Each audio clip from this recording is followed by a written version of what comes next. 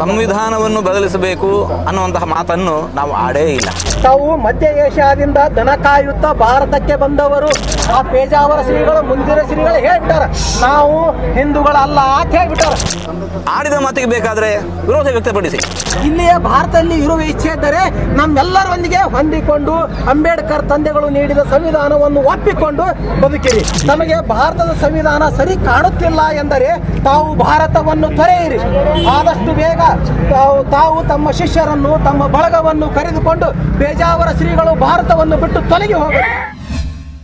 ಪೇಜಾವರ ಶ್ರೀಗಳು ಅವರು ಭಾರತದ ಸಂವಿಧಾನದ 4 ಗಾಲಿಗಳು ಯಾವಂದ್ರ ಬುದ್ಧ ದೇವನ ಶಾಂತಿ, ಬಸವ ತಂದೆಯ ಸಮಾನತೆ, ರಾಷ್ಟ್ರಪಿತ ಗಾಂಧೀಜಿಯ ಅಹಿಂಸೆ, ಭಾರತ ರತ್ನ ಡಾಕ್ಟರ್ ಬಾಬಾ ಸಾಹೇಬ್ ಅಂಬೇಡ್ಕರರ ಸಾಮಾಜಿಕ ನ್ಯಾಯ, ಇದನ್ನು ಒಳಗೊಂಡಂಥದ್ದು ನಮ್ಮ ಭಾರತೀಯ ಸಂವಿಧಾನ. ತಮಗೆ ಮತ್ತು ತಮ್ಮ ಕುಲಕ್ಕೆ ಈ ಮೇಲಿನ 4 ಬೇಕಾಗಿಲ್ಲ. ಪೇಜಾವರ ಶ್ರೀಗಳಿಗೆ ತಾವು ಜಾತಿವಾದಿಗಳು ಇದ್ದೀರಿ, ತಾವು ಮನುವಾದಿಗಳು ಇದ್ದೀರಿ, ತಾವು ಜಡವಾದಿಗಳು ಇದ್ದೀರಿ, ತಾವು ಮೌಢ್ಯವಾದಿಗಳು ಇದ್ದೀರಿ, ತಾವು ಅಸಮಾನತಾವಾದಿಗಳು ಇದ್ದೀರಿ. ತಮಗೆ ಲಿಂಗಾಯತರು ಬೇಡ, ತಮಗೆ ದಲಿತರು ಬೇಡ, ತಮಗೆ ಮುಸ್ಲಿಮರು ಬೇಡ, ತಮಗೆ ಕ್ರಿಶ್ಚಿಯನ್ನರು ಬೇಡ, ತಮಗೆ ಸಿಖ್ಖರು ಬೇಡ, ಬೌದ್ಧರು ಬೇಡ, ಪಾರ್ಸಿಗಳು ಬೇಡ, ಕೊನೆಗೆ ತಮಗೆ ಹಿಂದೂಗಳು ಸಹಿತ ಬೇಡ. ಯಾಕೆ ಈ ಮಾತು ಒತ್ತಿ ಹೇಳಕತ್ತೀನಿ ಅಂದ್ರೆ ಆ ಪೇಜಾವರ ಶ್ರೀಗಳು ಮುಂದಿನ ಶ್ರೀಗಳು ಹೇಳ್ಬಿಟ್ಟಾರ, ನಾವು ಹಿಂದೂಗಳಲ್ಲ ಅಂತ ಹೇಳ್ಬಿಟ್ಟಾರ.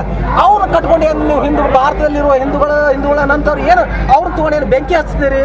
ಅದಕ್ಕೆ ಏಕೆಂದರೆ ತಾವು ಈ ಭಾರತ ಭೂಮಿಯವರೇ ಅಲ್ಲ.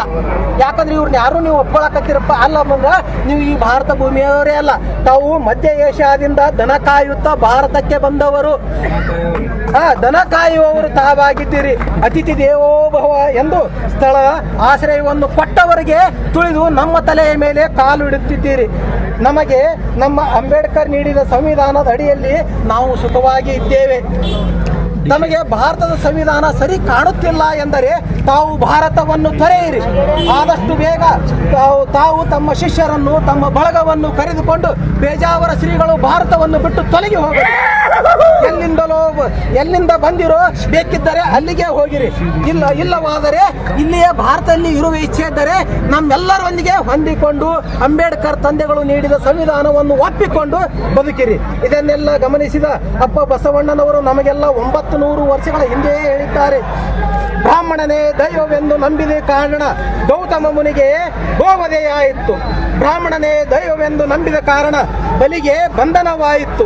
ಬ್ರಾಹ್ಮಣನೇ ದೈವವೆಂದು ನಂಬಿದ ಕಾರಣ ಕರ್ಣನ ಕವಚ ಹೋಯಿತು. ಬ್ರಾಹ್ಮಣನೇ ದೈವವೆಂದು ನಂಬಿದ ಕಾರಣ. ಮತ್ತಷ್ಟು ವಿಶೇಷ ವಿಡಿಯೋಗಳನ್ನು ನೋಡಲು ಮತ್ತು ಹೊಸ ವಿಡಿಯೋಗಳ ಬಗ್ಗೆ ತಿಳಿಯಲು ಈ ದಿನ .com ಯೂಟ್ಯೂಬ್ ಚಾನೆಲ್ ಸಬ್ಸ್ಕ್ರೈಬ್ ಮಾಡಿ ಮತ್ತು ಬೆಲ್ ಐಕಾನ್ ಕ್ಲಿಕ್ ಮಾಡಿ.